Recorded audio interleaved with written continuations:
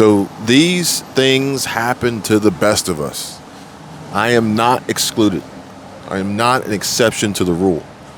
I try to learn from my mistakes. I try to prevent mistakes from happening. I try to learn from others' mistakes. But at the end of the day, I'm only human. I will own up to that. I will not be above, acknowledging my own mistakes and, basically accepting mistakes that I have made. And one of which I received an email was actually an email that I thought was kind of fictitious or phony or a scam that basically said that one of my bank accounts had been frozen. And it was a bank account that I had pretty much forgotten about. But I think that the reason behind the statement or the headline, the subject line being that my bank account was frozen was so that the bank could get my attention versus just sending some random email that would probably get lost in the inbox as it gets buried beneath other emails and it just doesn't stand out. So they kind of clickbaited me with your account is frozen just to get my attention, just to catch my eye. The reason being, it was an account that I had literally freaking forgot about and I haven't used in years, and without having any activity on the account, whether from transactions. Now the account had activity because it was gaining like a small percentage of interest on the account, but it had no activity. So it was like, hey, we need you to verify that you're still active, that you're still around, that you're still using this account. Until then, it's been frozen, which I'm not 100% sure what would happen if I didn't respond, and would they just close the account and mail me a check or something, or what? Or would they start calling me or trying to get me on the phone? I'm not 100% sure. But it's an account that I don't use.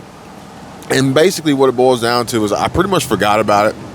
And, that was a mistake on my part. Now, also, another mistake on my part would be, I'm going to have to tell you guys about this a little bit later, but I made a mistake with car insurance. I made a huge mistake with car insurance, and I'm kicking myself over it, but I'm not going to let it get me down. I'm going to pay out of pocket to fix the mistake. But let's just say there was an accident and I didn't have coverage, or not the coverage that I thought that I had. So anyway, I'm going to get on that in a little bit. But what's most important right now is if you guys didn't watch the live stream from earlier this morning or today or whenever I post this video, Amazon just made an announcement that they're going to be cutting 10,000 jobs. They're laying off 10,000 workers. They're firing 10,000 employees. There's going to be a mass exodus and termination of the largest online retailer, Amazon, after having increased their workforce tremendously during and post-pandemic. This is a huge concern. But the biggest concern is actually more about the business, their business, and the future of our economy and the jobs market and employment and income, and ultimately folks trying to survive this stage of the economy, which is technically in a recession. There's a lot going on, folks. We need to unpack it. Now, with that being said, I want to ask you guys a question. How do you feel about the economy? How do you feel about the future of the economy? How do you feel about 2023?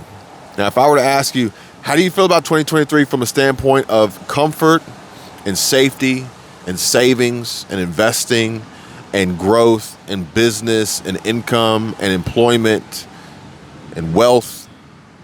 How do you feel about and everything? How do you feel about 2023? Let's just say in comparison to 2022, because coming into 2022, I didn't feel,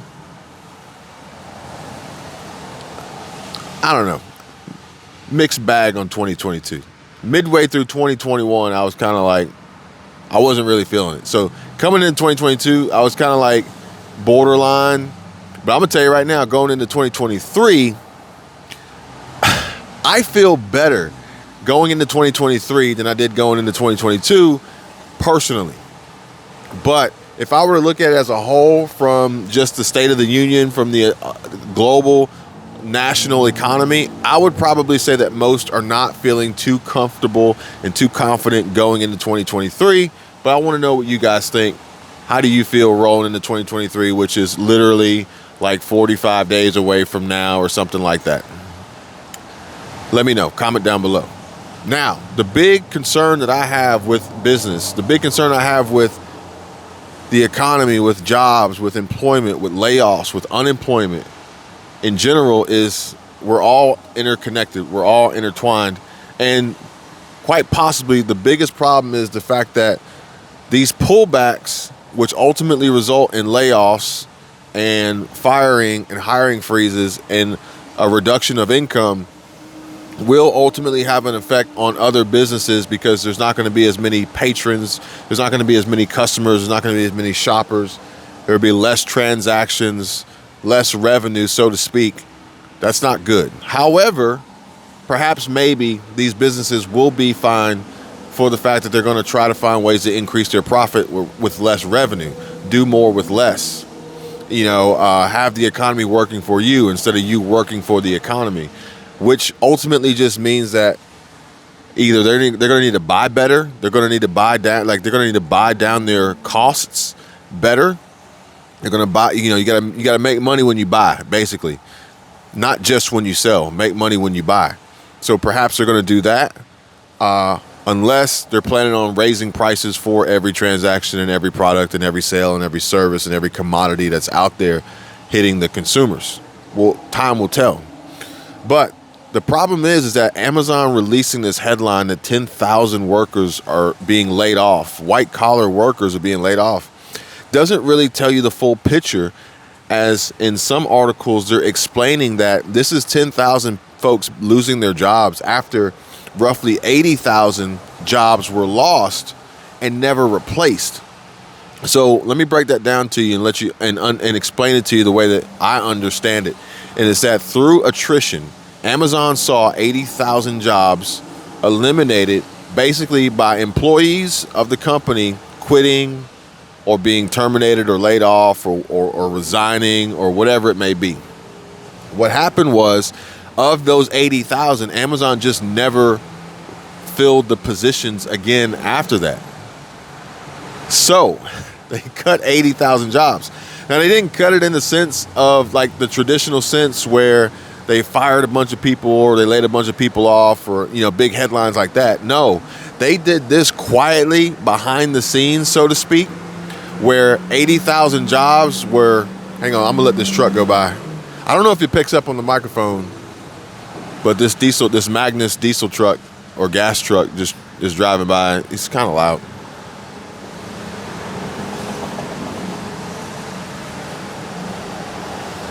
All right.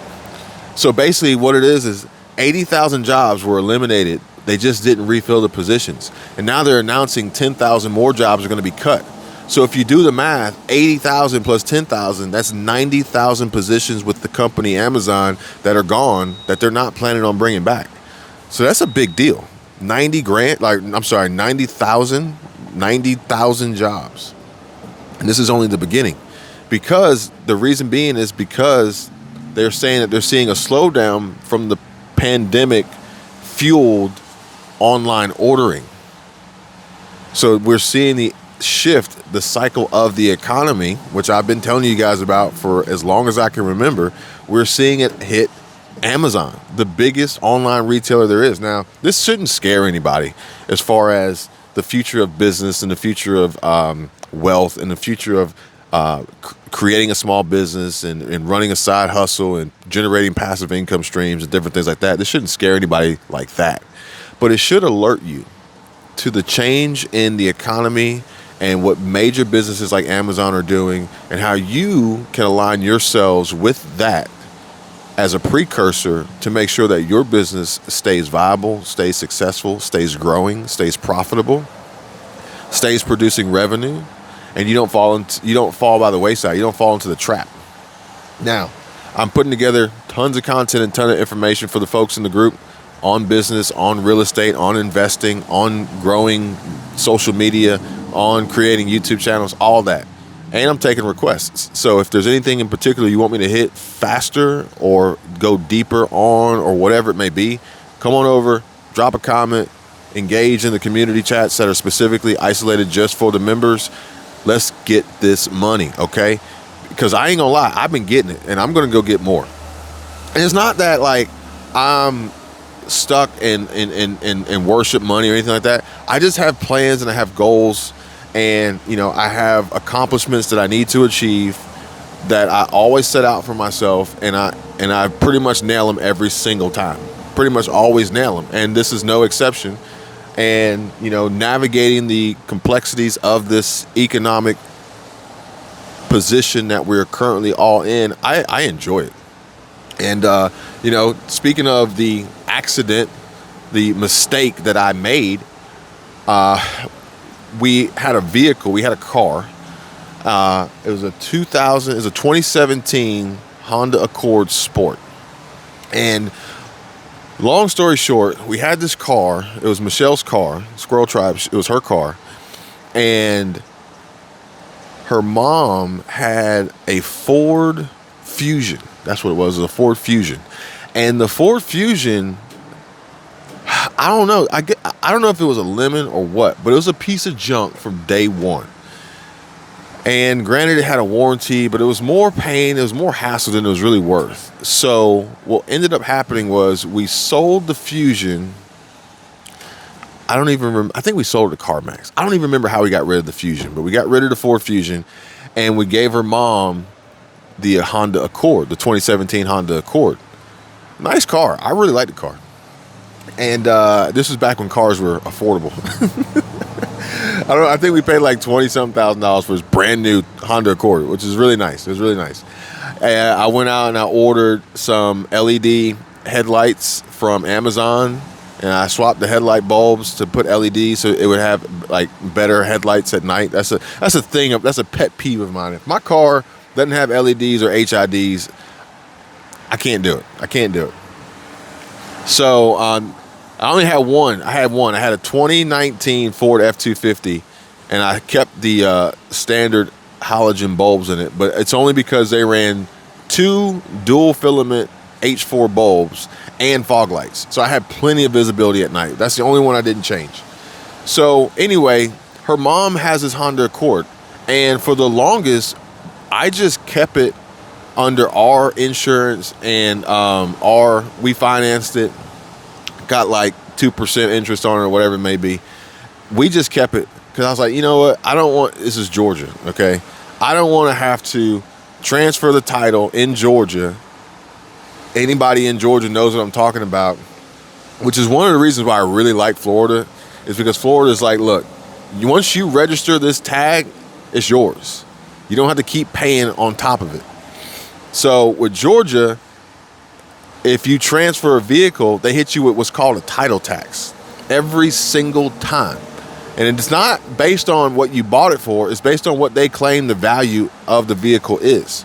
So for me to transfer this vehicle from my name to Michelle's mom's name, they would have hit us with a title tax that probably would have been like $2,000. So, or maybe it's like $1,800. One or the other. It's like, I'm not paying this, okay?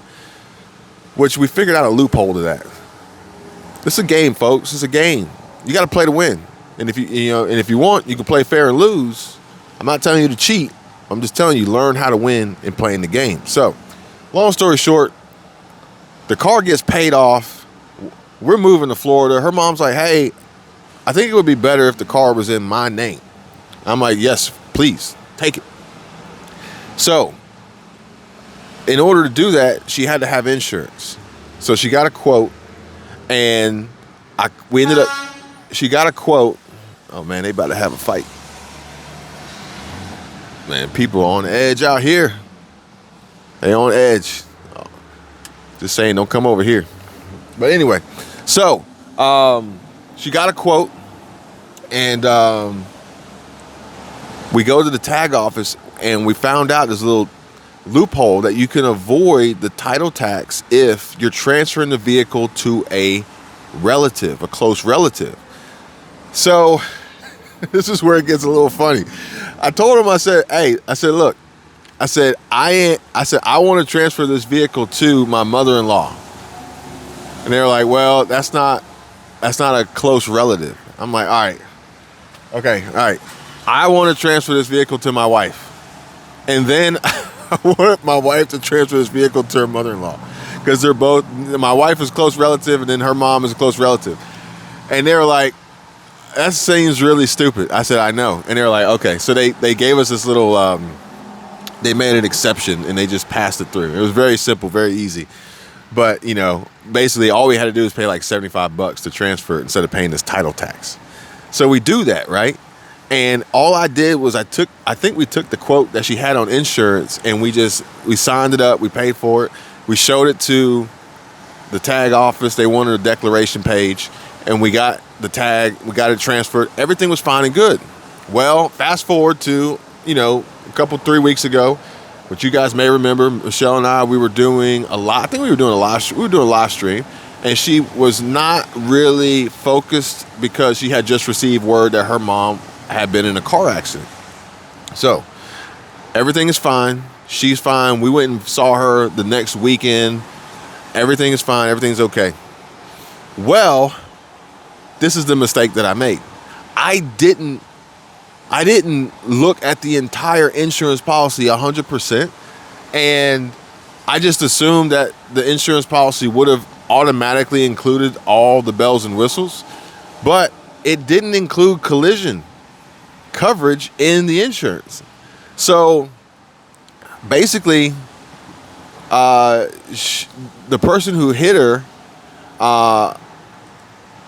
or the whole ordeal, basically you walk away from, basically it's just an accident, basically, and it's like 50%, whatever they want to say.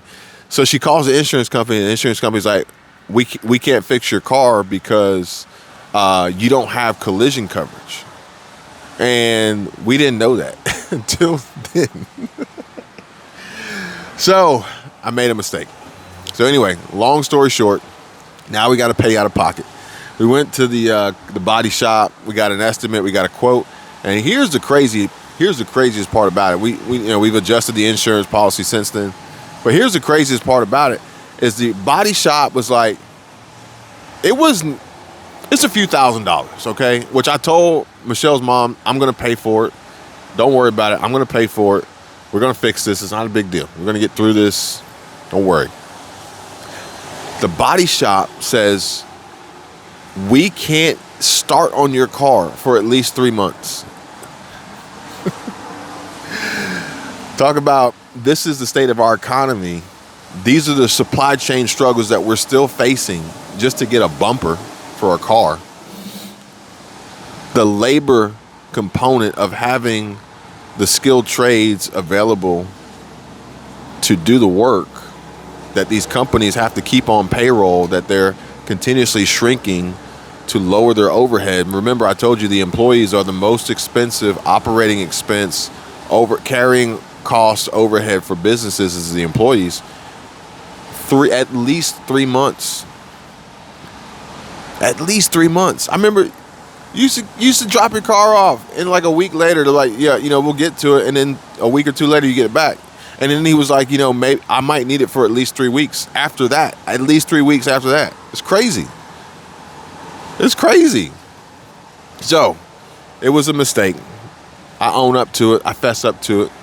I'm not going to beat myself up over it, but, shit happens, okay? But at the same time, we continuously work and try hard to put ourselves in positions so that if a hiccup or a roadblock or a speed bump or a hurdle or something like this were to occur and happen, it doesn't cripple us, And we're not looking to put it on a credit card. We're just going to pay for it, pay cash. We're not going to carry and finance this debt for years to come. It's a mistake. It happens. I'm just happy that everybody's okay.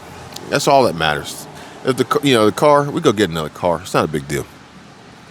Sort of. You know what the automotive car sale industry is like now. It is a big deal, but it's not a big deal. We can replace the car is what I'm saying. So, that was the mistake that I made. And I don't want anyone else to make that mistake. So check your insurance policies. Make sure they have the correct coverages. Just a little PSA, public service announcement.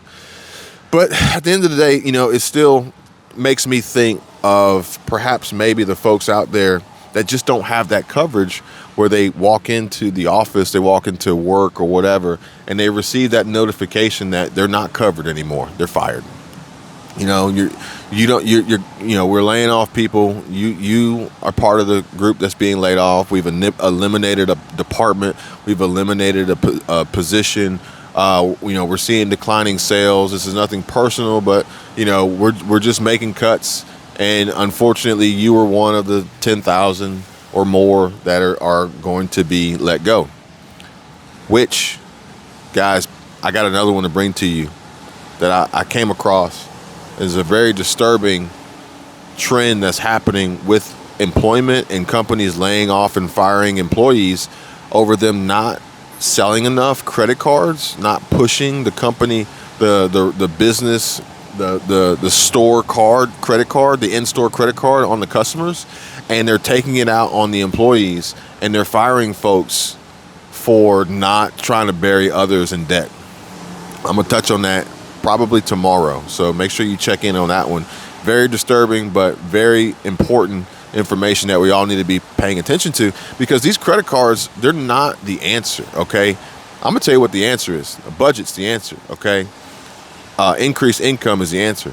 Multiple streams of income are the answer. Savings and investments, those are the answers. And I ain't talking about investing in FTX and these cryptocurrencies and these dangerous gambles of this decentralized currency. I'm talking about tried and true methods of tangible assets and goods and commodities that continuously produce appreciating cash flow producing assets that continuously produce results historically, time after time after time. Now, this is not something I'm talking about we're doing to make money overnight. My investment strategy is for the long term. It's for the long haul, okay? I honestly don't have any anticipation and projections for selling. I just want to continuously increase net worth. That's the main goal. The wealthy are wealthy not because of how much money they have in their bank accounts and not because of how much money they make overnight. The wealthy are wealthy because of their net worth. Their net worth is what is contributing to the factor of their wealth. Ye even said it when he was speaking about the deal with Adidas and you see the headlines how Ye lost $1.5 to $2 billion in net worth. It's because of the deals that he had in place. He had a deal with Adidas. Ye had a deal with Adidas, or Kanye, but his name is legally Ye. I didn't know that. His name is legally Ye. He said he felt disrespected because they used Kanye. They referred to him as Kanye West. And he's got a chip on the shoulder. I ain't gonna lie, but he's speaking the truth, folks. You got to pay attention. You got to understand, and don't get distracted. I think some people get distracted by me and or my appearance or whatever it is that they may have as a preconceived notion of me or whatever it is I have to say. But if you actually pay attention and you listen to what's being said and comprehend it, a wise man told me it's very hard to learn anything when you're talking. So listen, pay attention, okay? Do this. Pay attention, folks. I want y'all to pay attention. So, Ye said that he felt disrespected because these companies were referring to him as Kanye West when he legally changed his name to Ye. But the fact of the matter is that he had a 4-year deal with Adidas, I think, or 4 years left, that was worth $500 million a year, which ultimately would have been a $2 billion purse that would have just gone into his net worth, because he's not really spending money like that. He does spend money, but he spends money, it seems like he's spending a lot of money just trying to support some causes and some less fortunate. But ultimately, he ain't looking to put, even though his accounts got closed at Chase Bank, he's kicked out of Chase. JP Morgan Chase kicks him out. Jamie Dimon doesn't want to talk to him. It's raining here. It's raining here. I don't even know where this rain's coming from. I'm sitting underneath the cover. I don't even know how the rain's getting in here. But Jamie Dimon wouldn't speak to him. They close his accounts. They tell him to get the hell out. But he gets $500 million. He gets $1 billion. He gets $2 billion. He ain't putting it in the bank. He's investing it. in assets and cash flow producing assets, and his wealth is continuously growing and appreciating over time, and it is affecting the bottom line of his net worth. And that's where wealth is. It's net worth. Now, when we dive into these investments for the members in the group, you guys are more than welcome to come on over. I'll see you guys there. But when we talk about investing, we're talking about for the long haul, building wealth. We're gonna create business plans and side hustles and small business and passive income strategies that will lace your bank accounts weekly, bi-weekly, monthly. But even still, that needs to be in an excess to the big picture. And most of that is, some of that's going to go in a pot, in a fund, strategically set up to pay your taxes, because we got to pay taxes. You got to keep the tax man happy. But even still with that, we're not going to pay too much, okay? We're going to pay just enough, just right, Goldilocks. And then from there, you know, you take your cut, because what you're going to do is you're going to set yourself up as an employee of your own company. And you're going to be an employee of your own company. Your company's going to pay you. You're not going to look at all your profit as your money. You're going to look at the profit as the business's money, and the business is going to retain those earnings and reinvest them to make more. That's the key, okay? But you as an employee of that company, a loose term here, will make money. And that's how you get your money in your bank. But then everything else is going to go to the other side, and it's going to be classified as assets, growing your net worth. That's where we want to be. And that, to me, is honestly why I'm looking at 2023 and feeling a whole lot better about turning over the calendar to the new year than I was looking at 2022. And I'm seeing the opportunities that I've been grinding so hard and hustling for this year and last year and the year before that coming to fruition. Like, I see it over that hill. I see it coming. We got some bad news in the headlines, but I'm gonna tell you guys right now, the headlines in the news, you got to take it with a grain of salt, because the headlines in the news is old news. The news, liberal media, mainstream media, they have agendas. They have directions. They're trying to push people. But at the end of the day, you got to realize the simple fact of the matter is the news is too late. The news is only telling you what has already happened. The news is never going to tell you what's to come. The news is never going to help you prepare. The news is only going to say, did you hear what just happened? The news is not your friend. I'm not saying your news is your enemy, but, you know, they are the enemy to some. They are the enemy to some. You know who I'm talking about. And my enemy's enemy is my friend, in a sense. But at the end of the day, you got to realize that the news is too late. We need to be looking ahead. We need to be looking forward. We need to be visionaries. We need to be attacking these strategies and these plans and building these businesses and having these passive income streams and aligning ourselves with the wealth building opportunities of tomorrow, today. So that, like the question I asked you guys yesterday, how quickly could you replace your income equal to and or greater if you lost it by receiving terrible news like Amazon laying off 10,000 people, or being amongst the 80,000 people who lost their job, collectively totaling 90,000 people losing their job at Amazon, where you say to me, Kevin, I got this. I've already been working on it. I'm going to crank it up a notch. I'm going to go to 11. I'm going to scale, and I'm going to replace my income and increase it overnight. This is exactly what I was waiting for. This is exactly what I needed to really light the fire to get me going on what we've been working on for so long. And that's why I'm looking forward to 2023. I ain't afraid of it. I'm not scared. I'm not worried. I'm happy, not for the folks that are struggling and not seeing the gains and the wins of what's coming. I'm not happy for that, but I am happy for what's going on and how things are progressing. And, you know, we are seeing and hearing reductions in inflation through CPI.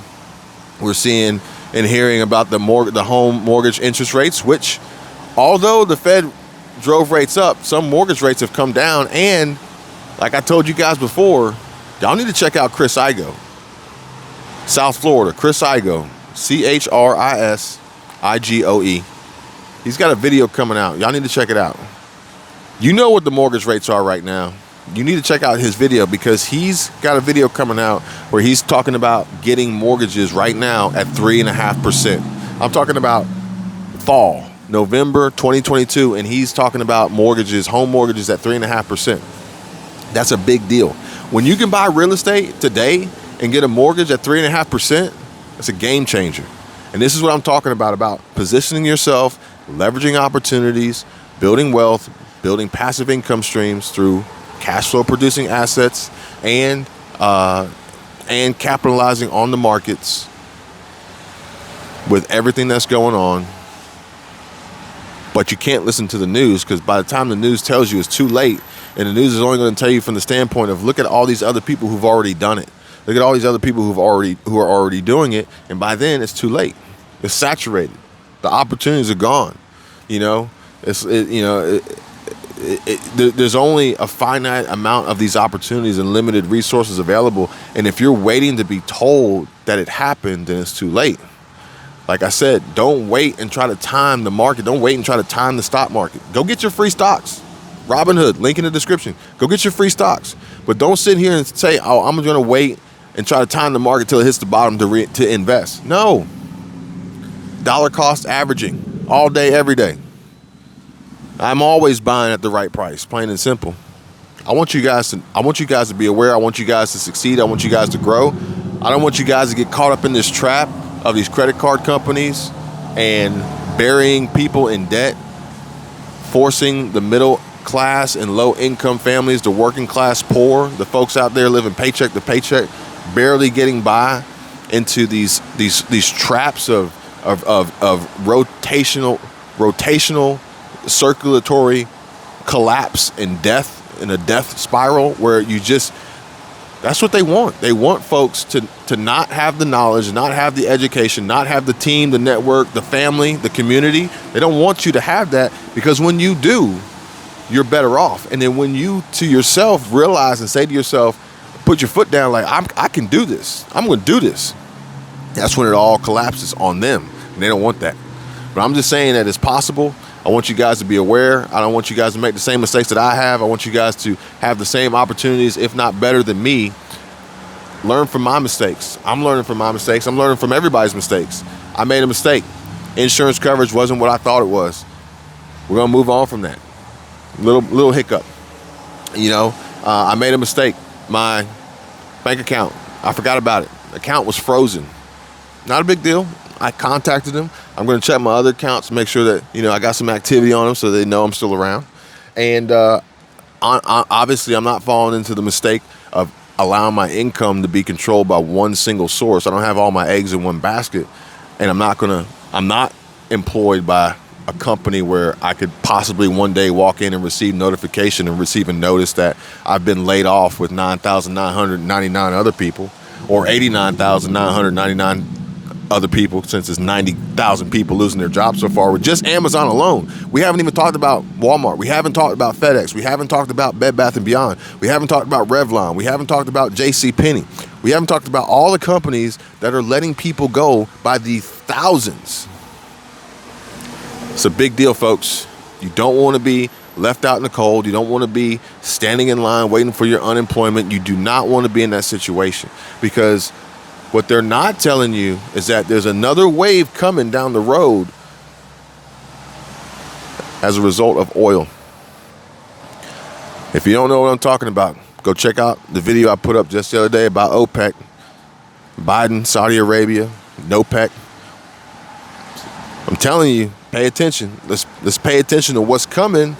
Let's prepare now for it and be better for it when it happens, so we don't wind up sitting here scratching our heads, wondering, who just hit us in the mouth, hoping and praying that the government's gonna come here and save our souls. They ain't gonna do it. And if they tell you they are, you better run.